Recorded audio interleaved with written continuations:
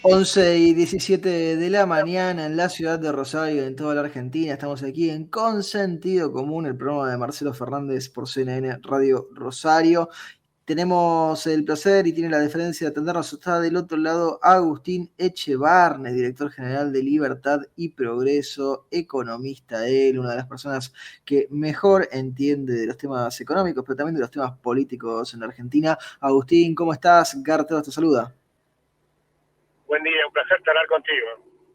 El placer es todo nuestro, Agustín. Muchas cosas para hablar. Se vienen los números de inflación y cuando se termine en mayo tendremos en junio esos números. Ya empiezan a aparecer ahí las proyecciones. Tenemos el billete de 2.000 pesos dando vuelta. Digo, tantas cosas como para que puedas criticar y analizar de por qué está todo tan mal, ¿no, Agustín?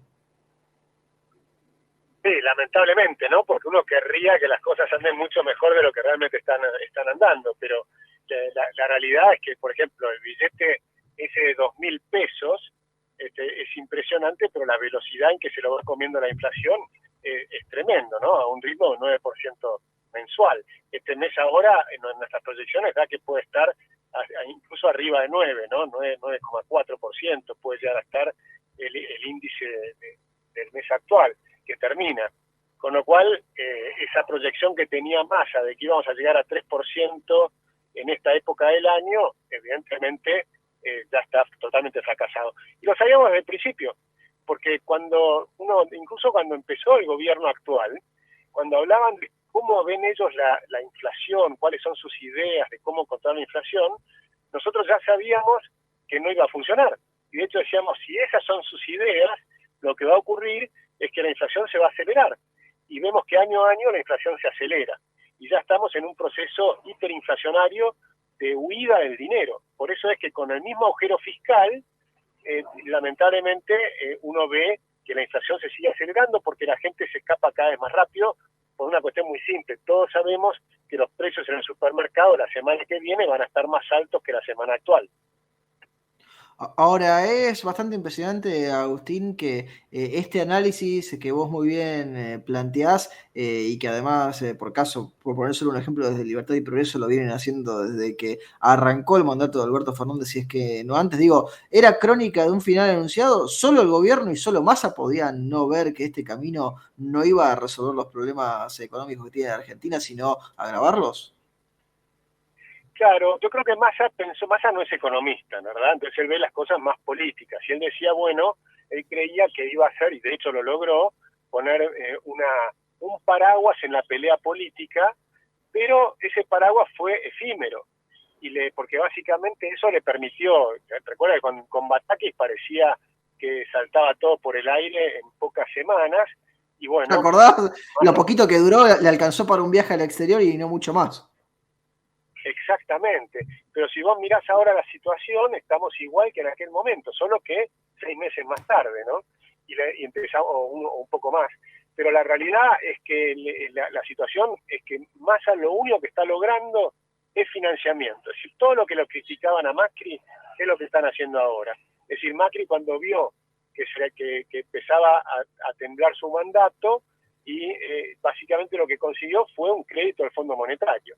¿Y qué es lo que están logrando en la actualidad? Es que el Fondo Monetario siga prestando a la Argentina y que además del Fondo Monetario nos presten los chinos, porque esta idea del swap, en realidad, el swap con China, en realidad es un préstamo que ya nos dieron 5.000 millones y ahora en el viaje que está haciendo Massa está buscando que le den otros 5.000 millones de dólares. Es decir, que Agustín, fácil para que la gente lo entienda, ¿no? Porque a lo mejor los que somos abogados, los que son economistas lo entienden rápido. ¿Qué es eso del swap?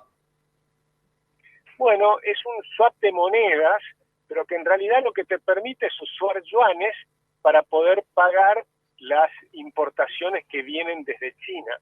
Y por supuesto, como los dólares son fungibles, lo que no usas para una cosa lo puedes usar para otra. Entonces, si no necesitas pagar con dólares las importaciones de China, sino que te financian con estos yuanes, que al final del día los vas a tener que pagar, y los vas a tener que pagar con una tasa de interés, por supuesto, ¿no? Es decir Sí, o que sea, los chinos no son tontos, no te están haciendo un regalo. no te hacen ningún regalo los chinos, y lo que vas a tener es que vas a tener una deuda que cada vez es más grande.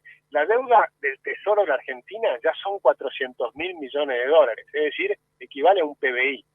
Pero además, tenés la deuda del Banco Central.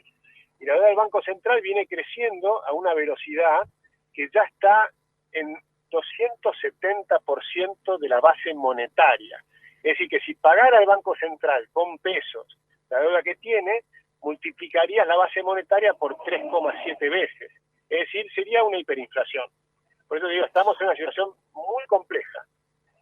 Pero Acá, Agustín, te interrumpo un segundo, ¿no? Porque hablabas muy claro de los temas de dónde está el dinero, de las reservas y demás, y te sumo un debate del que seguro tenés una opinión. ¿Te parece válido que a la par de todo esto se esté discutiendo, como se discutió en semanas anteriores, el tema de la dolarización en la Argentina? Digo, ¿sirve, aporta de algo en esta falta de dólares que se marca? ¿Hay dólares para hacerlo? ¿Te parece que no es el momento de discutirlo? ¿Cómo lo ves vos?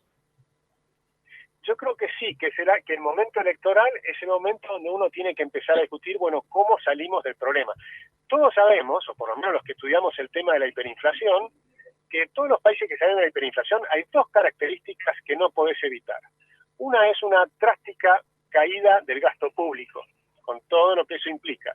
Y la segunda es una drástica caída o directamente dejar de emitir. Con esas dos cosas eliminás la hiperinflación. Pero después tenés algunos países que lo han hecho con reformas monetarias. Entonces, ¿por qué lo haces con una reforma monetaria? Básicamente porque una reforma monetaria te puede permitir bajar más rápido la inflación sin tanto dolor. ¿Sí? Por ejemplo, si vos para bajar la tasa de inflación lo hacés con tasas de interés muy altas, le pegás fuerte al sector productivo. En cambio, con una dolarización o una convertibilidad, simultáneamente bajás la inflación y las tasas de interés. Entonces es un enfoque expansivo, para que en el momento que estás haciendo el ajuste del sector público, el sector privado esté en fuerte expansión. Y además, porque la inflación al que más le pega es al que tiene los salarios más bajos, a los que están en el sector informal, en el sector negro de la economía. Entonces, con una dolarización lo que vas a lograr es bajar muy rápido la inflación y simultáneamente baja la pobreza. Cuando pasó la convertibilidad, tuvimos de una inflación de 2.400% anual, bajamos a cero en 2 años y medio, pero además en ese mismo periodo la pobreza bajó a la mitad.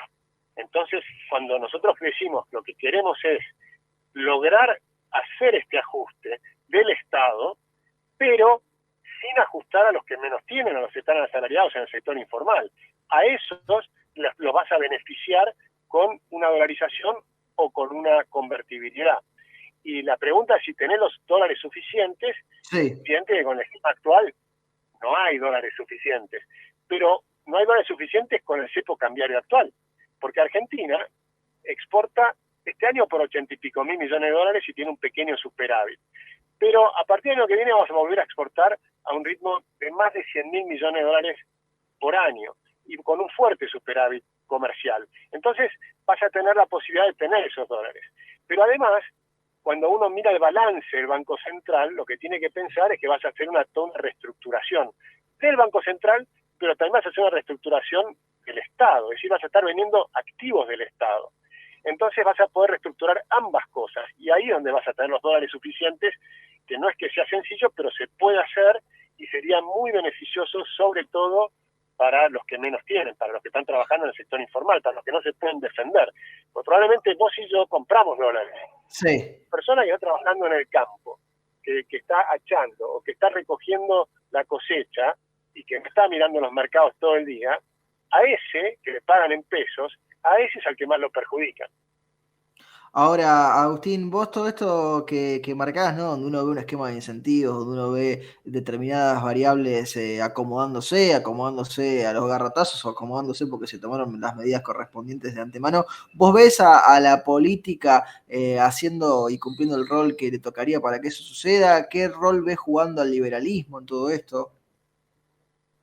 Mirá, yo estoy muy optimista porque hace 6 o 7 años atrás nosotros decíamos las mismas cosas.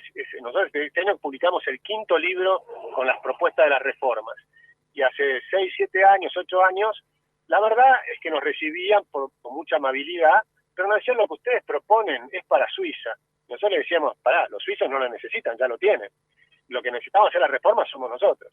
Y la gran diferencia es que hoy en los opositores todos están analizando nuestras propuestas. Tanto el equipo de Patricia Bullrich como el de Horacio Rodríguez Larreta, como el equipo de Melconian, como el equipo, como también, por supuesto, las ideas son más afines a las de Javier Milei. Pero todos los demás también están viendo esta cosa. Después habrá, habrá distintos matices, pero todos saben que tienen que hacer la reforma del Estado, todos saben que tienen que hacer la reforma laboral. Te diría que incluso con la Fundación ALEM, que son los radicales, y con la coalición cívica, que está la Fundación Hannah Arendt, todos están diciendo vamos a tener que hacer la reforma laboral. Es decir, que cosas que hace 6 años atrás te sacaban, digamos, con buena onda, pero te decían no hablemos de estos temas porque no va a pasar, hoy al revés están todos viendo cómo se hace. Y la pregunta que te hacen es ¿cómo lo vamos a hacer? ¿Y qué va a pasar con los sindicatos? ¿Y qué va a pasar con los piqueteros? ¿Y nos van a tirar piedras? ¿Y qué vamos a hacer? Pero esas preguntas son las que corresponden, son las que hay que hacerse, que son el cómo. Pero que vamos a tener que hacer las reformas, lo saben todos.